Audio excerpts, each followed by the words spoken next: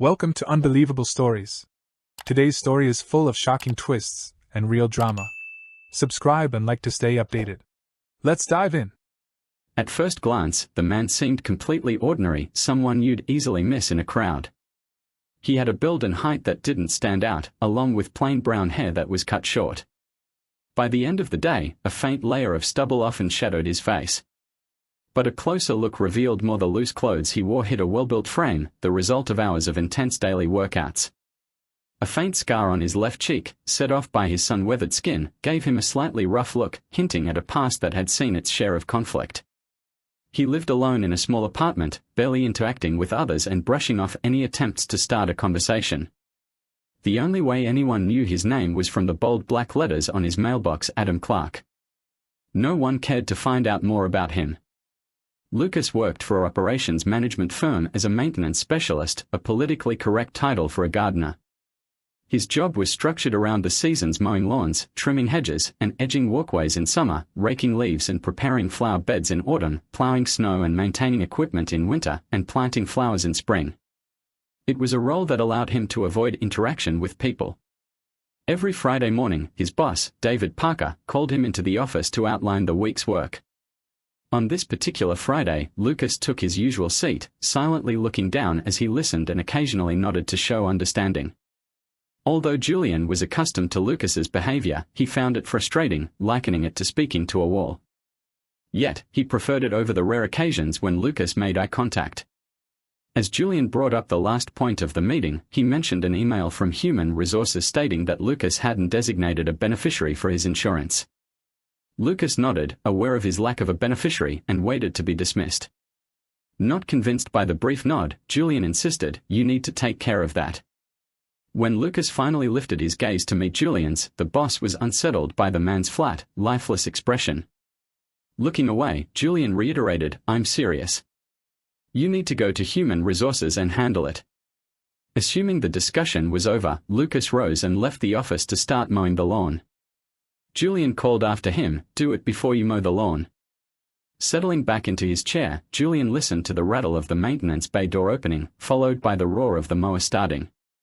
He realized he had been brushed off and muttered, "Two can play that game." After making a phone call, he stepped over to the bay door to watch Lucas drive away. Behind him, he heard two of his other employees discussing weekend sports. They should have already left for their first task, but after dealing with Lucas, Julian appreciated the sounds of normalcy too much to interrupt. For 10 minutes, he observed Lucas mowing the expansive front lawn of the operations management firm's 35-acre site. The lawn alone spanned 12 acres of well-maintained grass, with a small hill displaying the company's name in stone facing the main road. A two-lane drive meandered through the property, leading to large employee parking lots on either side of the building and a smaller visitor's lot at the front. Typically, a property of this size would require multiple groundskeepers, but Lucas managed it alone, working steadily throughout the day.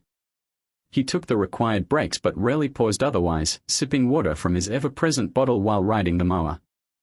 Though Julian wasn't fond of Lucas, he had to admit the man was a diligent worker.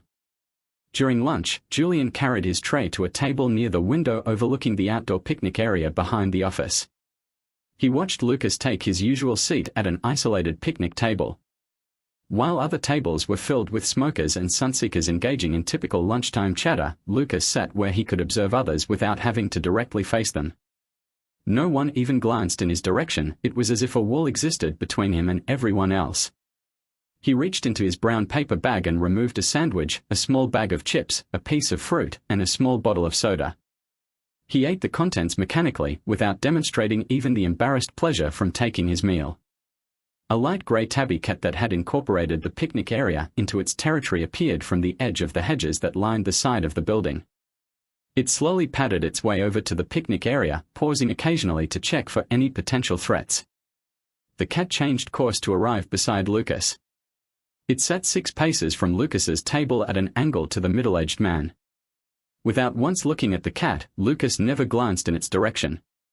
Despite the man's apparent disinterest in the feline, Julian watched him pull some of the lunch meat out of his sandwich and toss it to the ground in front of the cat.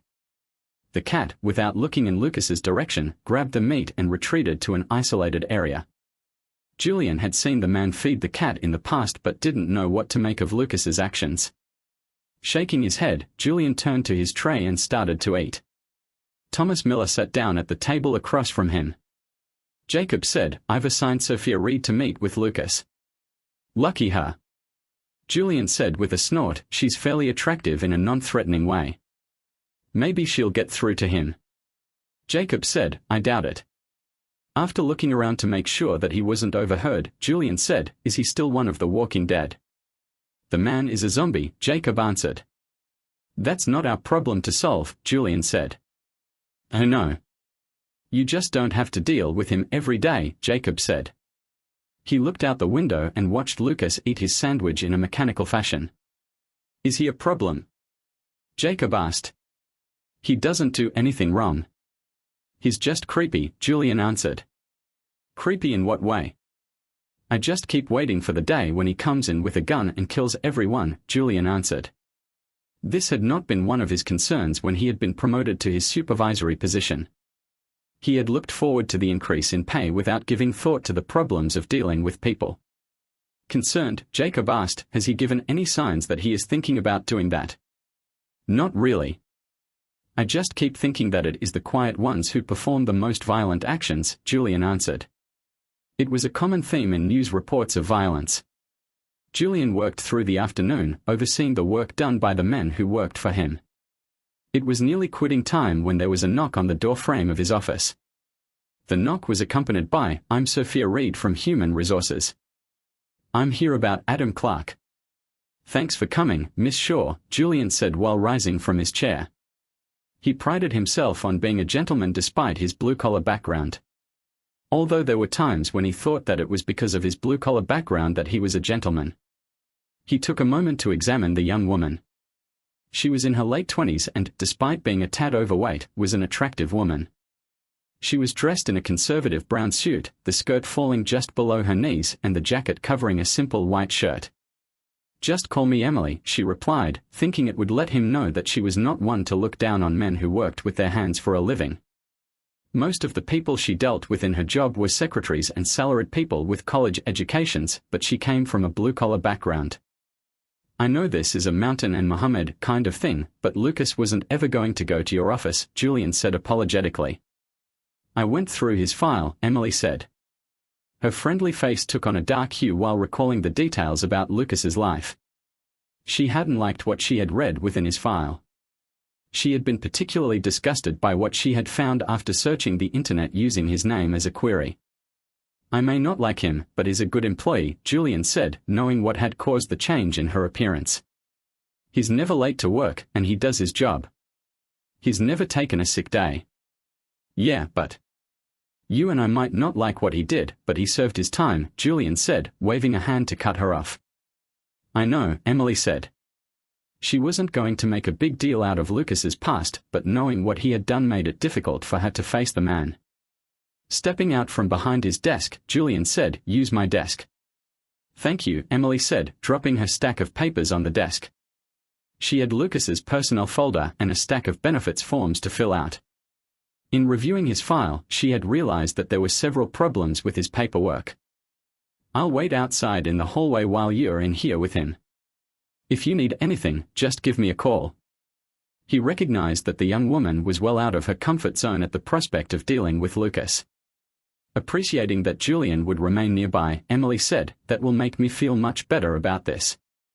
"Let me warn you, don't look him in the eyes," Julian said, wondering if a direct look would be interpreted as a threat by the man. Emily asked, "Does it make him go postal?" "No, you just won't like what you see," Julian said cryptically. He couldn't contain the shiver that went through his body just thinking about it. Near the end of the workday, Lucas returned the mower to the maintenance bay.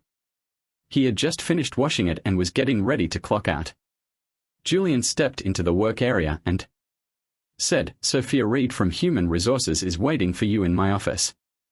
You need to talk to her before you leave." Looking over at the door of Julian's office, Lucas shrugged his shoulders. Pointing towards the office door, Julian said, "Now." The middle-aged man went into the office and sat down without greeting the woman seated at the desk. She looked up at him to find that he was staring at the floor without looking at her. Nervous, she asked, "Are you Adam Clark?" She glanced up from the papers spread out in front of her in time to see that Lucas nodded his head in response to her question. She had expected to see prison tattoos on his arms, but his arms were bare. The scar on his face and the obvious muscles of his arms did give him a dangerous look that increased the fear she felt. Accepting his nonverbal response as an affirmation of his identity, she said, "I need the name of a beneficiary for your life insurance policy." Lucas shifted his gaze from the floor to her without saying a word. He stared at her for a full minute. It wasn't a challenging or belligerent expression on his face. In fact, there was absolutely no emotion in his face. After the first few seconds, Emily was extremely uncomfortable. By the end of the minute, she was ready to run out of the room. Trying to invoke some kind of verbal response, she said, "I just need the name of a family member." "No family," he said in a soft voice that was surprisingly deep. Despite the rich resonance, it was void of all emotion. "How about a friend?" There was a long moment of silence before he answered, "No friends." "How about a good acquaintance?" "No acquaintances." "Is there a charity you support?" Emily asked in desperation. Life insurance was one of the company benefits and it required a beneficiary. "No charities," Lucas answered. Emily glanced at him and then stared fixedly at the sheet of paper in front of her. She decided to take a different tack and asked, "The money can be used to cover your burial expenses. Who will take care of your funeral?" "No one." "You've got to be buried," Emily said. "Potter's Field." "I need a beneficiary." "You," Lucas said before leaving the room. "I can't do that," she called after him. She looked down at the form, wondering what she was supposed to do with it. In the distance, the sound of the time clock stamping the current time on a time card let her know that he was leaving. Julian stepped into the office and asked, "How did it go?" "He has no one to name as a beneficiary," Emily said, shaken by the conversation with Lucas. She wondered if it was really true that he had no family, no friends, or even close acquaintances. She felt it was impossible for any human being to be that isolated from all others. The idea that it was possible disturbed her more than she would ever admit. "That doesn't surprise me. I have nearly a dozen people working in maintenance and they all eat lunch together except for him. I've never seen him talk to one of his co-workers," Julian said. He snorted and added, "He's not exactly a friendly person. In fact, he's creepy." Frowning, Emily said, "I watched over my grandmother when she was on her deathbed. I was there when she passed away. Her eyes had been open at the time. I watched my father reach over and close them. I kept thinking about how 1 second there had been life in them and the next, they were just dull. You knew that she was dead just by looking at her eyes. My grandmother's eyes had more life in them after she had died than was present in his eyes." "He's always like that," Julian said, thinking that her description of his eyes was very accurate. He leaned against the door frame and said, "I've never seen him smile, get angry, or look bored. His face always has that same flat, emotionless expression. It is that flat stare of his that sends shivers down my spine." She shifted in her seat and stared at the sheet of paper in front of her. She asked, "What do you think he's thinking about when he stares at you like that?" "Honestly, I don't know," Julian answered. After gathering the papers, Emily rose from the desk. She said, "I'll have to figure out what we can do about this. I don't think we've ever had anyone who rejected the life insurance benefit before." "I guess there's always a first time," Julian said, trying to lighten the mood. "True," Emily said. "Thanks for the use of your office." "My pleasure." He stepped out of her way and watched her leave for her office. She was an attractive woman despite being a little heavier than the ideal put forth by fashion magazines. He wondered how Lucas had reacted to her. The man would have to be totally dead inside not to feel a small spark of attraction to her. Dismissing all thoughts of Lucas, Julian went through the process of closing the service zone. He looked forward to getting home and having a beer while waiting for his wife to fix dinner. Fridays were his worst day of the week, and he was happy that the day was over. Emily returned to her office and found her boss, Thomas Miller, waiting for her. Jacob said, "I take it by the expression on your face that you just met Adam Clark." "Yes, I did," Emily answered, knowing that he was well aware of where she had been. He had told her to go there. "Any luck getting a beneficiary out of him?" Jacob asked. No, Emily said defensively. She was concerned that he would view her failure as an inability to perform her job. Recognizing her defensiveness for what it was, Jacob said, I didn't think you'd have any luck. You're the fourth person I've sent to him. I do it every year. Don't take it personally. Why did you send me down there? Emily asked. Shrugging his shoulders, Jacob answered, people's lives change over time.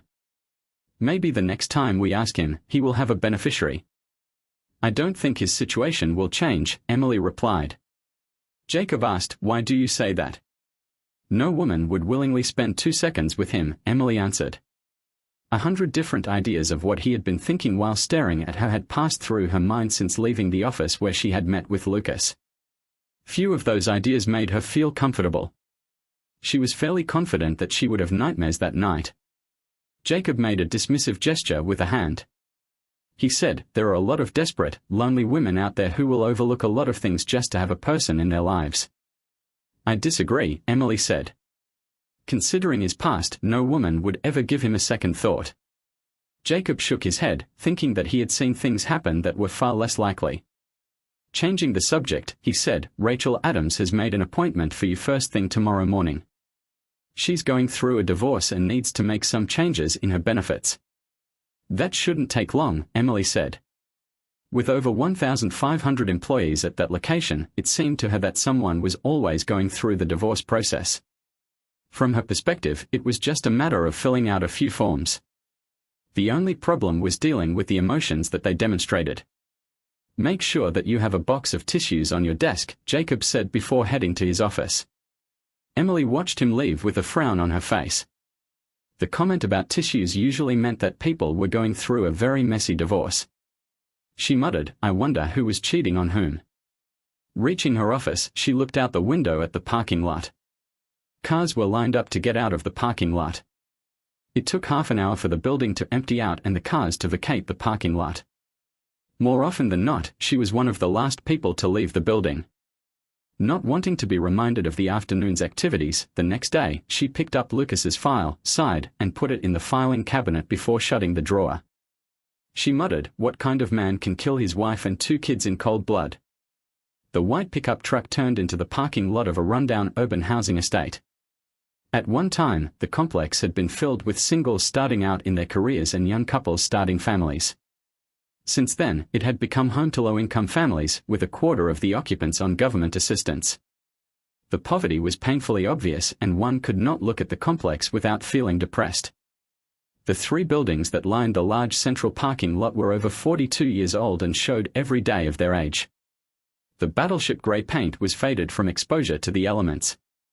Many of the buildings' windows were missing screens or had screens that were torn.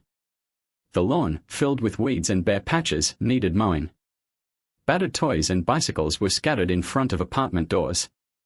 A few apartments had worn-out chairs set up on the small porches or balconies. Lucas turned his truck into the parking spot in front of his compact flat. Once parked, he stepped out of his truck and made his way towards the mailbox stand in front of the urban housing estate office. A tricycle that was missing a rear wheel was lying on its side in the middle of the sidewalk.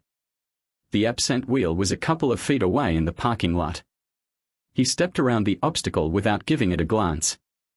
The cries of a child echoed out from an open apartment door. He opened the door to his mailbox, ignoring the message, loser, spray-painted in black paint across the bank of mailbox doors. He removed the half-dozen envelopes before closing the door. Without looking through the mail, he headed to his apartment door. A young woman wearing a tube top and shorts was standing by the tricycle with a young boy, pointing at the broken toy. Her belly hung over her tight shorts in a substantial roll of fat. Her dirty blonde hair framed a face marred by a black eye that had turned yellow. Her days as someone's high school sweetheart were far in the past and a distant memory for all of those involved. The woman noticed Lucas approaching and grabbed the hand of the young boy before rushing to the door of her apartment. The boy had protested until seeing Lucas and then beat his mother to the door. The door slammed closed behind them. Lucas walked past, staring at the ground 10 feet in front of him. He turned up the walkway to his apartment. The small porch was empty and there was nothing to indicate that anyone lived in the apartment. He went inside, closing and locking the door behind him. He went to the kitchen table and sorted through the mail. The advertisements and offers for credit cards went into a small trash can by the table. He opened the electric bill and examined the amount owed on it. Taking a seat, he reached for the checkbook and opened it to the first blank check. Double-checking the amount due, he wrote a check for the amount of the bill. After tearing the check out of the checkbook, he turned to the registry and recorded the check. The balance remaining in his checkbook was over $480,000. He stuffed the check and the bill into the return envelope. After sealing it, he set it aside to take out to the mailbox in the morning. Opening the freezer door, he removed a TV dinner without looking to see what it was. Turning it over to the back, he read the directions. Following the directions, he popped the TV dinner in the microwave. He went into the living room of his apartment and sat on the edge of the bed without moving. He stared at the far wall until the timer on the microwave went off. Using a pot holder, he carried the hot container of food to the table. He returned to the kitchen and poured a glass of milk. Picking up a fork and knife, he carried his glass out to the table. He sat and ate his meal, moving mechanically. He shoveled the food from the plastic container to his mouth, pausing occasionally to take a sip of his milk. It took him less time to consume the meal than it had to heat it in the microwave. Lucas rose from the table upon swallowing the last of his milk. It took him a minute to clear off the table, throw away the trash, wash the dishes, and clean up the kitchen. He left the room spotless and returned to the bed. He sat down and stared at the wall for the next 2 hours without moving. When it got too dark to see the wall across the room, Lucas reached over and turned on the light. The bare light bulb cast harsh shadows around the room. He rose from the bed, stripped to his underwear, and began his nighttime regimen of 100 push-ups, sit-ups, deep knee bends, toe touches, and other exercises. He finished by running in place for 30 minutes. After picking up his clothes, he stripped and took a shower. He washed with a simple bar of soap, using it on his hair as well as the rest of his body. It didn't take long for him to get clean and dry. He went to the kitchen table and picked up a pen and notebook. He spent 2 minutes writing in the notebook before closing it and going to bed. He turned off the light and went to sleep. The seasons turned and autumn finally came with cooler temperatures, trees changing colors, and shorter days. It was a brisk early evening when Rachel Adams left the office building with her friend, Jessica Lane. The pair of women headed toward the parking lot. While they walked, Jessica Lane asked, "Did you get the restraining order?" "Yes," Margaret answered in a tired voice. The past few months had aged her 10 years. "That's good," Jessica Lane said. She paused to light a cigarette while wondering if Margaret would like to go to one of the local clubs for happy hour. "It'll just piss him off," Margaret said. She hoped that the restraining order worked, but she didn't have faith in the system. The order to keep her ex-husband away only helped after he violated it. She was terrified that it would be too late by then. Jessica Lane exhaled a cloud of smoke and then said, "Honey, you'll get through this. Why don't you go with me to the Rusty Anchor tonight?" "I wouldn't be good company," Margaret said. "You need to get laid." "That'll get your mind off your pending divorce from that a-hole," Jessica Lane said. Her answer to all problems was to engage in no-strings-attached sex. It might not solve Margaret's problem, but she was usually a whole lot less stressed after a good time in bed with a well-endowed man. The friendly exchange came to an abrupt end when Margaret reached her car. Her ex-husband, Victor, stood up from behind another car, waving a pistol in her general direction. She screamed upon seeing the gun in his hand. All of her worst fears were coming true. In a slurred voice, he said, "You liar, telling everyone that I'm violent. I'll show you violent." Jessica Lane took one look at the huge man standing in front of Margaret. He looked small compared to the gun in his hand. If asked, she would have described it as being a cannon. She turned and ran away from the scene, shouting, "He's got a gun." Standing a dozen cars away, Sophia Reed had just finished searching through her purse for her car keys when she heard a woman scream. Startled, she dropped her key ring. Looking up, she saw a woman running in her direction, shouting, "He's got a gun." "Oh no, Adam Clark has finally snapped," Emily swore under her breath. Despite the passage of several months since meeting him, she couldn't forget looking into those dead eyes of his. He had become the boogeyman in her nightmares. She ducked behind her car and tried to look small while searching frantically for her keys. Lucas walked out to the parking lot, having finished a long day of work. As usual, he walked along staring at the ground 10 feet in front of him. He stopped when a woman screamed. Looking up, he heard another woman shout, "He's got a gun." From a distance of less than 20 feet, Lucas saw a large man strike a woman with the back of his left hand while waving a pistol in his right. The woman staggered back, an expression of terror on her face. One of her hands went to the side of her face where she had been struck, and her other hand was outstretched as if she could hold the man away from her. She kept backing away on legs that barely responded to her brain's commands. Taking a step forward, the man shouted, "I should kill you." Benjamin, who had been standing by his car, dialed 911 on his cell phone. He knew that the police would arrive too late to prevent a disaster, but there was no way he was going to take on a man carrying a gun. Watching the disaster unfold before him, he muttered, "What in the name of hell is Lucas doing over there?" "What is your emergency?" the 911 operator asked. Victor reached back to strike Margaret a second time. He was posed to backhand her with his pistol, but he paused upon finding that he was facing Lucas, who had appeared suddenly between him and his ex-wife. Victor growled, "Get out of the way. This isn't any of your business." Lucas didn't say a word. He just stared the man in the eyes without blinking. "Someone is about to die. We need the police here right now," Benjamin said into the phone. He couldn't believe that Lucas had intentionally stepped up to a man waving a gun. The huge man looked into Lucas's eyes and a chill went down his spine. The dull, flat expression in those eyes did not demonstrate fear, confidence, or concern. The only thing he saw in those eyes was death. For a short time, he was paralyzed on the spot until he remembered that he was the one with the gun. He started to point the pistol at the much smaller man, but before he could react, Lucas exploded into action. Seconds later, Victor was curled in the fetal position on the ground, groaning in pain, with Lucas passively standing over him. Lucas turned to Margaret and, in an emotionless voice, said, "Leave." The single word from Lucas snapped Margaret out of her terrified paralysis. Grabbing her purse from where she had dropped it, she ran to her car.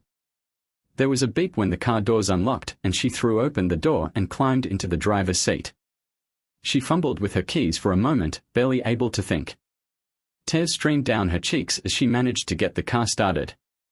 Without looking back, she drove away. As a result of the cars between him and Lucas, Benjamin could not see what had happened to Victor. All he could see was Lucas standing between two parked cars, staring down at the ground.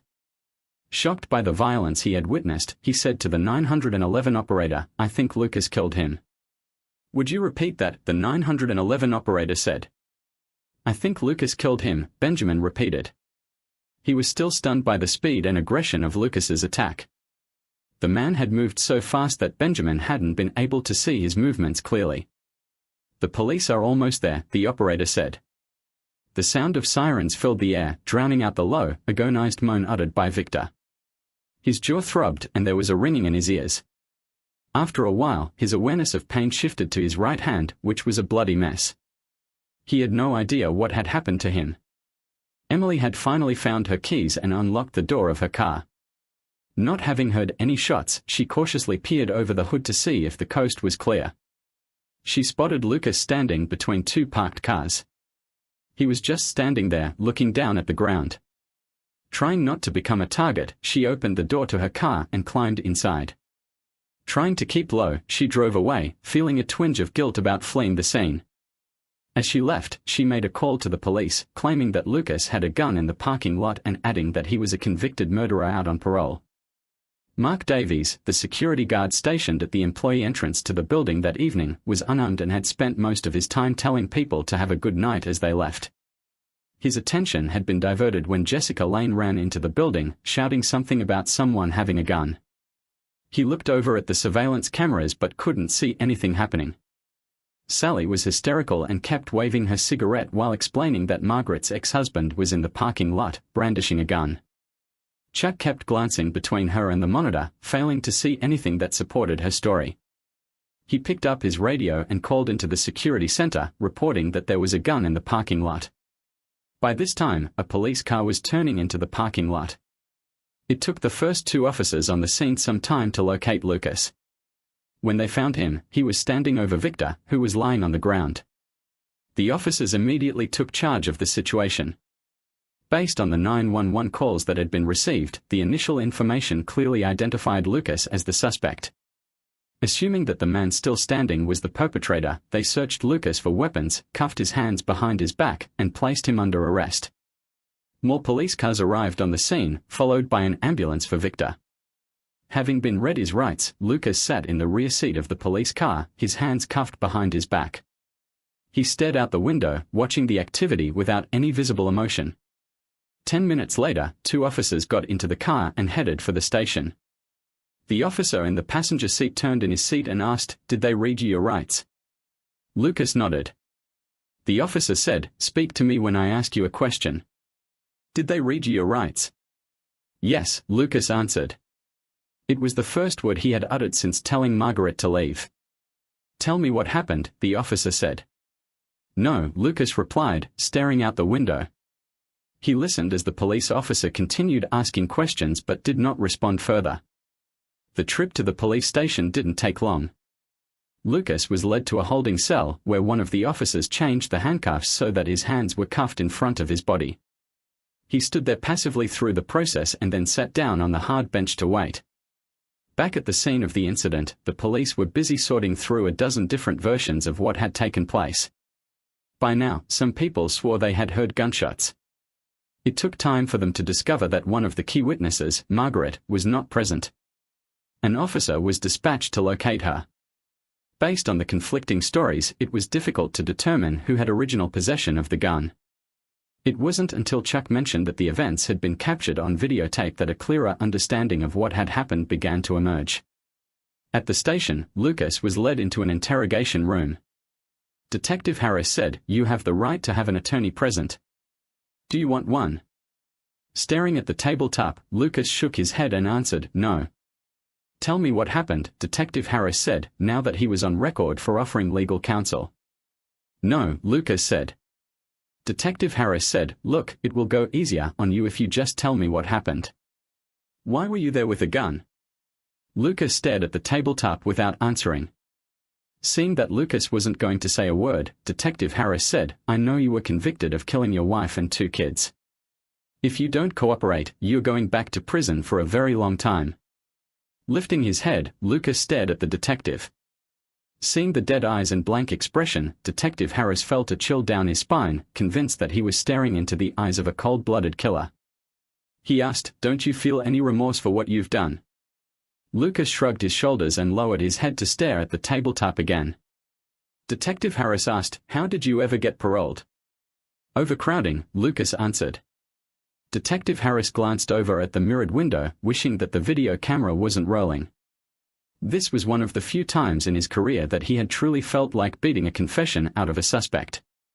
He sat back in his chair, trying to decide how to get answers out of Lucas without resorting to violence. Just then, an officer stuck his head in the room and said, "Detective Harris, I need to talk to you for a minute." Appreciating the chance to take a break, Detective Harris left the room. Once the door to the interrogation room had closed, the other officer said, "Let him go. He didn't do anything wrong." "What do you mean?" Detective Harris asked. He was convinced that he had a guilty man in that room. An innocent man would have protested his innocence by this point. The officer said, according to Detective Lee, Lucas protected a woman from her ex-husband. The ex was the one with the gun. The guy in there may have saved her life. "You're kidding," Detective Harris said, looking back at the door to the interrogation room. The man inside wasn't acting like an innocent person. "The cameras in the parking lot showed the whole thing," the officer said. Thinking there must have been a mistake, Detective Harris said, "I've got to talk to Detective Lee." 10 minutes later, Detective Harris entered the interrogation room again. He looked across the table at Lucas for a full minute. Having heard Detective Lee's description of the events, he wanted to get some kind of emotional reaction out of Lucas. Finally, he said, "We have video of you and Nathan Cole. We know what happened out there. Do you have anything to say in your defense?" Lucas shrugged his shoulders and continued to stare at the tabletop. Unable to understand Lucas's behavior, Detective Harris said, "The video shows that you protected the woman from her ex-husband. You may have saved her life. Without changing his expression, Lucas shrugged his shoulders again. Disgusted, Detective Harris went over to Lucas and removed the handcuffs. He gestured to the door and said, "You're free to go." Lucas rose from his chair and left the room. Detective Harris watched him walk away, then went to get the tape of the interview. Something didn't feel right to him, and he wasn't going to let it rest. It was 20 minutes later when Detective Harris went into the front room of the station. He found Lucas seated in a chair, staring at the floor. Curious, he asked, "What in the hell are you still doing here?" "Waiting for a taxi," Lucas answered without looking at the detective. Detective Harris turned to the duty officer and said, "Get a patrol car to take this man home." An hour later, Detective Harris and Detective Lee were in a conference room watching a tape of the events in the parking lot. When it reached the point where the police were taking Lucas into custody, Detective Harris said, "You can stop it here. It's a pretty open and shut case against Nathan Cole." "Sure looks that way," Detective Lee agreed, stating what the tape had clearly demonstrated. Raising an eyebrow, Detective Harris asked, "Do you think so?" "Sure, why?" Detective Lee asked.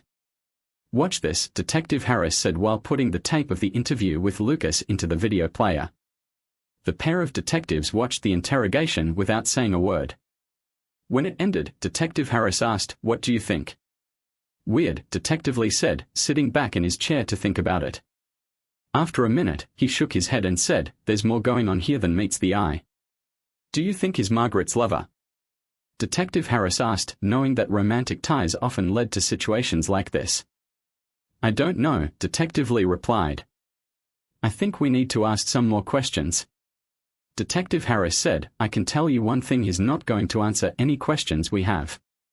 "You're right," Detective Lee said.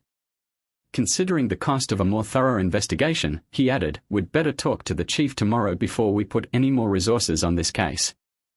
Meanwhile, as the detectives were meeting, Rachel Adams was hiding in her darkened apartment, a heavy chair shoved against the front door. She cowered in a corner when there was a knock on the door, ignoring the voice identifying the visitor as police. She was too scared to accept that a real policeman was at her door, fearing it might be Victor or one of his friends trying to trick her. Visions of her ex-husband bursting through the door kept flashing through her mind. She didn't realize that Victor was still in the hospital, rendered incapable of doing any harm. At the same time, Lucas arrived home after getting a ride back to his truck and stopping by a fast food place to grab a late meal. He ate the meal in his truck in a dark corner of the parking lot. It had been over a decade since he had eaten a fast food hamburger. Upon arriving home, he picked up his mail and took a few minutes to pay a credit card bill. Once that was done, he stripped down to his underwear and began his evening exercise routine. He went through the entire regimen despite the late hour, took a shower, spent 10 minutes writing in his notebook, and then went to bed. He was asleep within 5 minutes of lying down. Many hours later, Margaret finally cried herself to sleep in the corner of her room. It was a restless sleep, each little noise woke her, and nightmares interrupted her attempts at rest. Feeling refreshed from a good night's sleep, Lucas woke up when his alarm clock rang at 6 a.m. He got out of bed and began his normal morning routine. While the coffee was brewing, he performed his morning exercises, which included 50 sit-ups, push-ups, deep knee bends, toe touches, and other exercises. It was a typical prison cell exercise program that didn't require any equipment. Once he had finished his exercises, he drank a cup of coffee at the kitchen table, reading over what he had written in the notebook the previous night. He added a line of text to the entry. After finishing his coffee, he took a shower and put on a clean work uniform. He returned to the kitchen and fixed a bowl of cereal for breakfast. It didn't take long to eat. He prepared a quick lunch of a sandwich, a bag of chips, and an apple, filling 2 large water bottles with tap water. By 7:30 a.m., he had straightened up his bed, leaving the small apartment spotless, just as it was every morning. Grabbing his lunch and the 2 bottles of water, Lucas headed to work. He arrived at the parking lot 20 minutes after leaving his apartment. He walked into the service zone and clocked in early, but within the 5-minute grace window allowed on either side of 8 a.m. By the official start of the workday, he was already riding the lawn vacuum, clearing the leaves that had fallen or blown onto the front lawn since the previous day. The lawn vacuum resembled a lawnmower, except that it sucked up the leaves and deposited them in a bag on a trailer pulled behind the tractor. Sophia Reed pulled into the parking lot, narrowly missing another car because she was distracted by seeing Lucas at work. She had listened to the news the previous night and heard a brief report about the incident. The early, inaccurate information suggested that a suspect had been taken into custody while a victim had been transported to a hospital. She had assumed that the suspect was Lucas. Like many, she believed that when the police called someone a suspect, it meant they were actually the perpetrator. She couldn't believe they had released him so quickly. She noticed Thomas Miller walking a few paces ahead of her while entering the building and picked up her pace to catch up to him. Without looking too obvious, she greeted him, "Hello, Jacob." "Hello, Emily," he replied. Gesturing toward the front of the building, she asked, "What is Adam Clark doing here?" "He's working," Jacob answered, well aware that was not the question she was truly asking. Emily snorted and said, "I can see that. What I mean is, why isn't he in jail?" "He's a hero.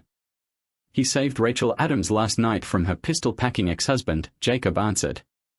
Even he found it hard to believe what he had personally witnessed. Emily was shocked by the suggestion that Lucas was a hero. Feeling guilty about her call to 911, she said, "I thought Lucas was the one with the gun." "You and 100 other people," Jacob said. "I've already had 2 emails demanding that we fire him." Of course, they weren't polite about it. He was referred to as the psycho and the zombie killer. "I imagine that my voicemail is filled with messages along those lines." As they walked toward their offices, Emily asked, "What are you going to do about Lucas?" "I'll compose an email pointing out that Lucas heroically faced an armed man to protect another of our employees.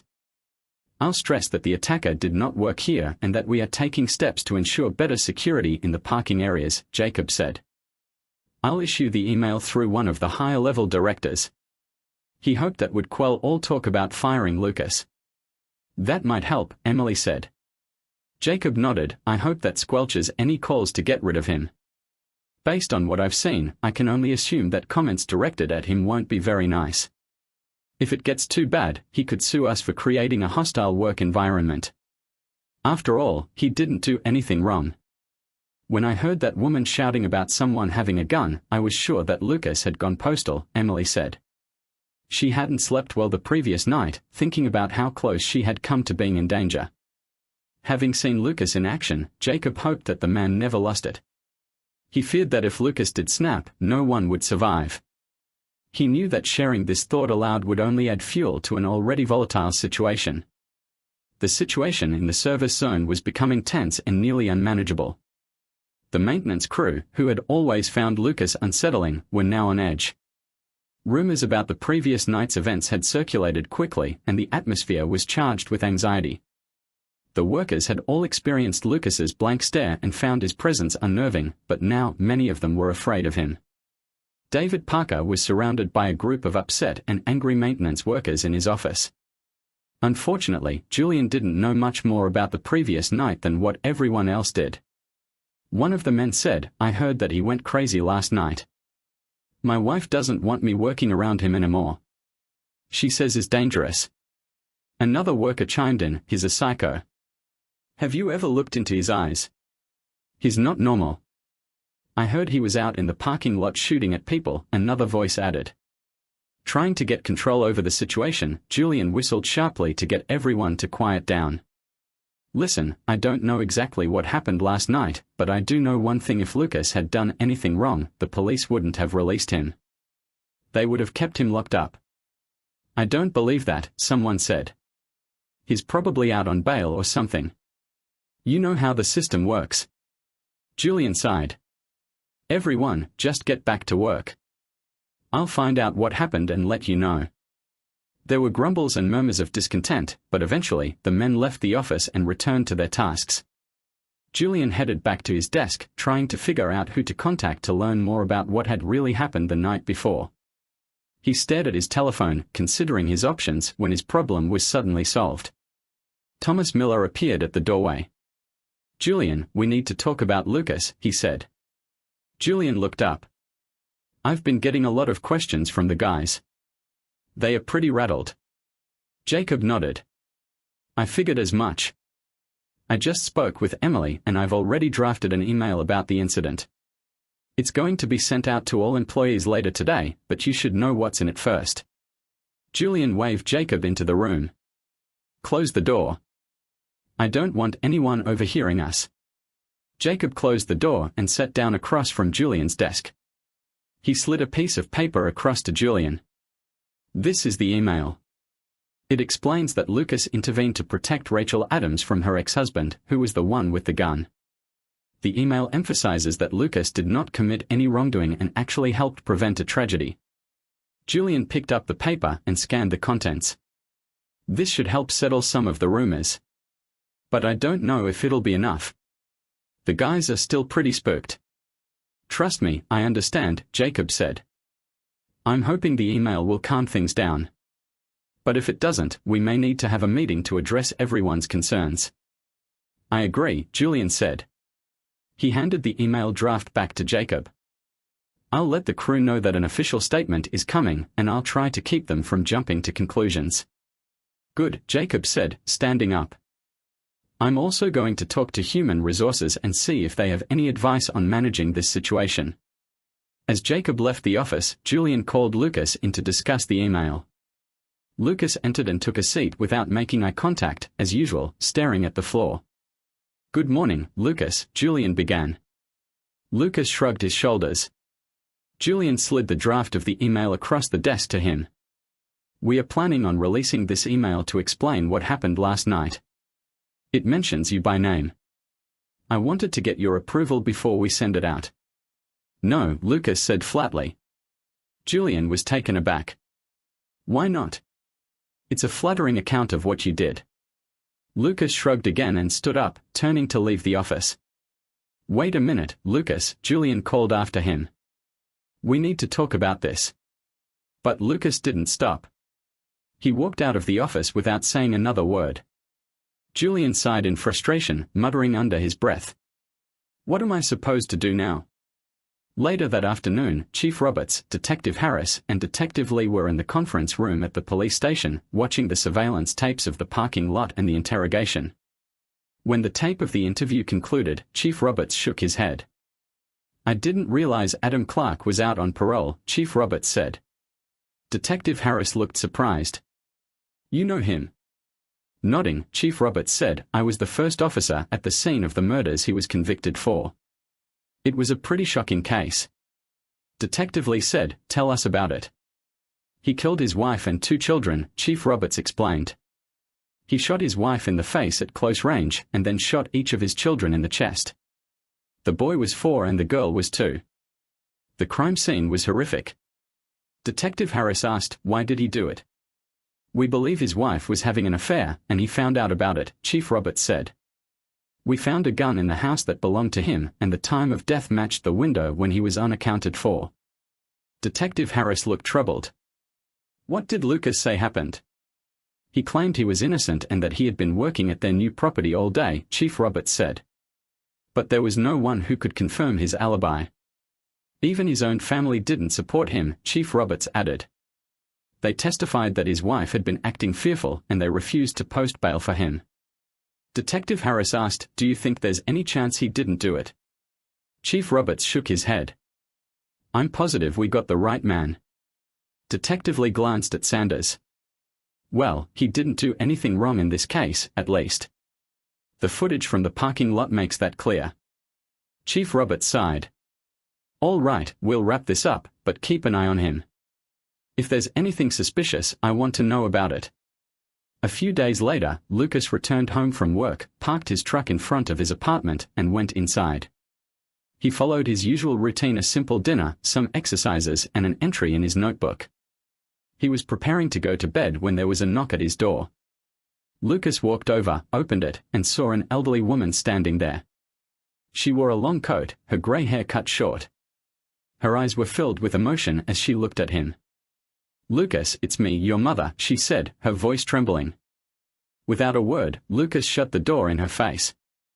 Lucas turned away from the door and returned to his bed, sitting down and staring at the wall as if nothing had happened. Outside, his mother knocked again, more urgently this time. Lucas, please. It's me, your mother, she cried, her voice cracking. When there was no response, she sank down on the doorstep, sobbing.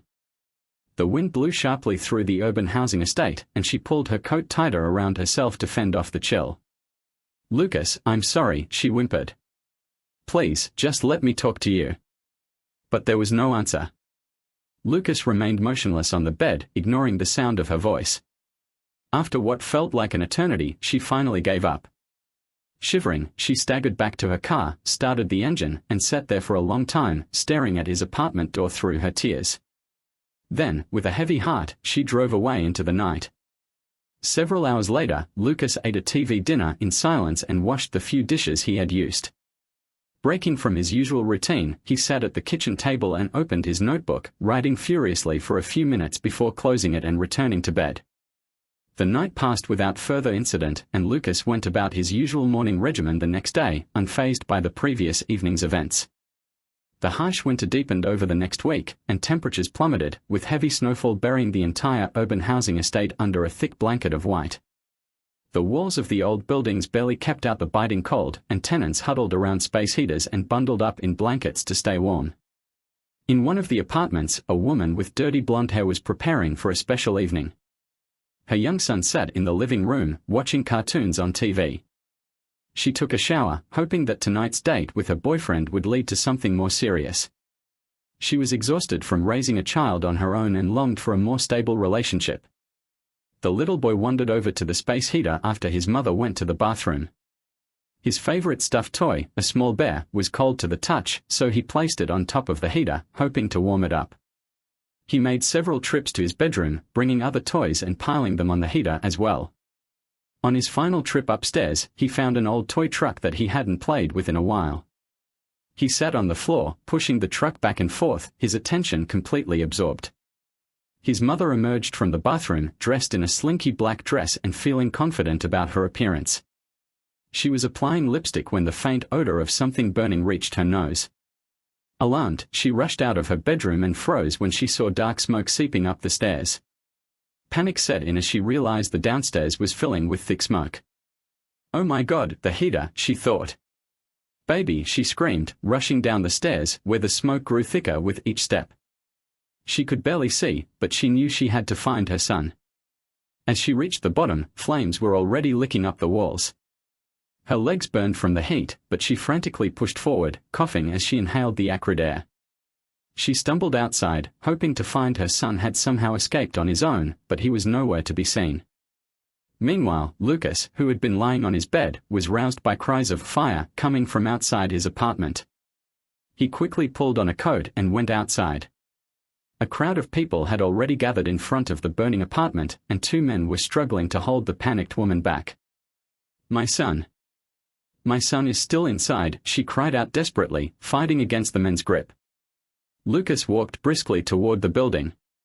Without hesitation, he pushed past the crowd and disappeared into the smoke-filled entrance. The blaze had spread quickly and the heat was intense. It was almost impossible to see or breathe, but Lucas moved methodically, searching for any sign of the child. Minutes later, the front window of the second floor shattered outward and a small figure flew out into the snowbank below. The little boy landed safely, cushioned by the snow. He was crying but otherwise unharmed. The crowd gasped in relief, and a few people rushed over to pull the boy from the snow. But Lucas had not come out. The flames raged on, devouring everything in their path. Firefighters arrived just as the building's roof began to cave in. It took hours to get the fire under control. The following morning, as the firefighters sifted through the charred ruins, they discovered what was left of Adam Clark. His body had been found near the boy's room, where he had evidently tried to shield himself from the worst of the flames. The manager of the urban housing estate stood next to Detective Harris outside Lucas's apartment later that day, fumbling with his keys. "It's the damnedest thing," the manager said. "He just walked into that fire like it was nothing. And then, next thing we knew, he threw the kid out the window. But he never made it out himself." Detective Harris frowned, looking at the fire-damaged end of the building. The melted snow had turned the surrounding area into a hazardous ice rink. "What about his apartment?" he asked. "Not much to see. It's barely been touched," the manager said as he unlocked the door and swung it open. "He didn't have much. Lived like a ghost. Detective Harris stepped inside the small, spa studio. There was a twin bed pushed against the wall with a neatly folded blanket and a single pillow. A small table stood beside the bed, holding a lamp and an old alarm clock. Sanders walked over to the kitchen area, where he saw a few notebooks stacked neatly on the table, a checkbook, and a showbox full of unopened bills. The refrigerator contained a carton of milk and a package of lunch meat, while the freezer held a few TV dinners. "This is pathetic," he muttered. He didn't even have a radio or a television. The manager nodded. He didn't talk to anyone, either.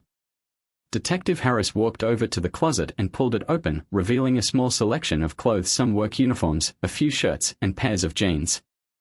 The shelf above held only socks and underwear. "Did he ever have any visitors?" he asked. "Not that I know of," the manager replied.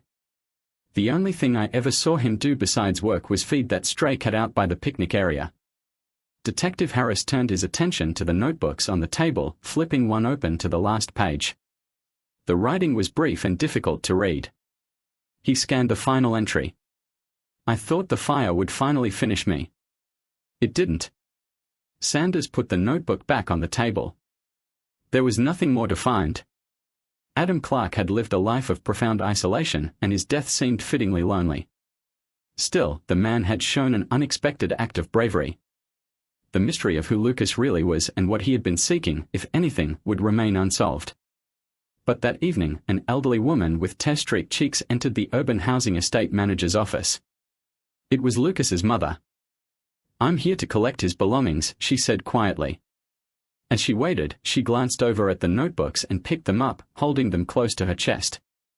She needed to know what was in them. For Adam Clark, his story ended in the flames, but for his mother, the search for answers was just beginning. Lucas's mother, Margaret Clark, sat in her car outside the urban housing estate, clutching the stack of notebooks as if they were the last pieces of her son she could hold onto. The manager had handed them to her with a look of pity, but also of curiosity, as if he wondered whether she might find some explanation for her son's isolated life and tragic end in those pages. Karen wasn't sure if she wanted answers or if she even deserved them, but she knew she had to try. Back at her small home, she sat down at the kitchen table and opened the first notebook. The pages were filled with short, almost cryptic entries, written in a tight, angular script. The earliest entries dated back to when Lucas was still in prison. Most of the writing seemed like an exercise in documenting the minutiae of daily life, repetitions of his exercise routine, the weather, the bland meals he consumed, and occasionally a reference to other inmates or guards, though never by name. There was no mention of emotions, no reflection on his past, and no clues about what might have driven him to such isolation. Karen flipped through several more pages and found an entry dated just after his release. "I thought the outside world would feel different, but it's the same. Nothing has changed except the calendar." The tone remained flat, as if he were merely recording facts rather than processing thoughts. Karen's eyes filled with tears as she read on. It was as if her son had lost the ability to feel, or had intentionally severed himself from it. Karen moved on to the next notebook, hoping it might reveal more. She found a sequence of entries documenting the same repetitive routine work, exercise, and short observations about the people at his job. Some entries mentioned his co-workers, though only in the briefest terms. Julian said something about Monday being the hardest day of the week. "I don't see the difference. Emily came to the office today. She was afraid. I could hear it in her voice." Karen's hands trembled as she continued to flip through the pages. She felt a growing sense of dread that she wouldn't find what she was looking for, anything that suggested he was more than just a hollow shell. Then, about halfway through the second notebook, she came across an entry that stopped her cold. It was dated roughly 8 months before his death. "Received another letter from my mother. Didn't open it. She wants forgiveness I can't give. What is there to forgive when there is nothing left?" Karen's heart clenched, and she realized that all the letters she had sent had been futile. Her attempts to reach out to him, to reconnect, had been disregarded. She had hoped that the letters might have at least given him some comfort, some understanding that she cared, but they had apparently only reinforced the wall he had built around himself. She kept reading, desperate for any sign of warmth, any evidence that her son hadn't been completely lost to despair. The entries remained bleak and emotionless. Then, near the end of the second notebook, she found an entry from just a few weeks before the fire. I feed the stray cat because it seems to notice I exist. It doesn't look at me the way people do. Tears streamed down Karen's face as she read those words. The loneliness conveyed in that simple statement was almost unbearable. It was as if Lucas had felt more of a connection to a stray animal than to any human being. She wondered what had happened to her son while he was in prison that had made him so detached. She had suspected that his incarceration had changed him, but she hadn't realized how deep the damage went. As she moved to the final notebook, the last few entries seemed to show a change, a subtle shift, though not necessarily for the better. One entry caught her attention. The boy reminded me of my children. The way he looked at the flames. I couldn't leave him. Karen's breath hitched as she read the words. For the first time, Lucas had written something that suggested emotion, something deeper than his monotonous routine. She remembered when Lucas's children were still alive, how he had played with them in the backyard and doted on them. It was a time when he had seemed truly happy, before everything fell apart. The very last entry was dated the day before the fire. I dreamt of Rebecca and the kids last night. They were standing outside the house in the country. Rebecca waved, but I couldn't cross the threshold. I just stood there watching them. Karen closed the notebook slowly, feeling a hollow ache in her chest. She had lost her son long before his body had perished in the fire. She understood now that he had been living in a kind of self-imposed purgatory ever since the murders. Whether he had blamed himself for not being able to protect his family or for other reasons was something he had taken to the grave. She sat in silence for a long time, the notebook spread out before her, contemplating what to do next. She had hoped these writings might offer closure, but they only seemed to confirm that Lucas had died long before his physical body did, extinguished by the overwhelming weight of grief and guilt. Karen decided to visit the graves of Lucas's wife, Rebecca, and their 2 children the next day. She hadn't been there in years, unable to face the pain and loss. But now, she felt she owed it to Lucas and to the family they had all lost to finally say goodbye. Was Adam Clark's final act redemption or despair? Share your thoughts in the comments and don't forget to like and subscribe for more stories.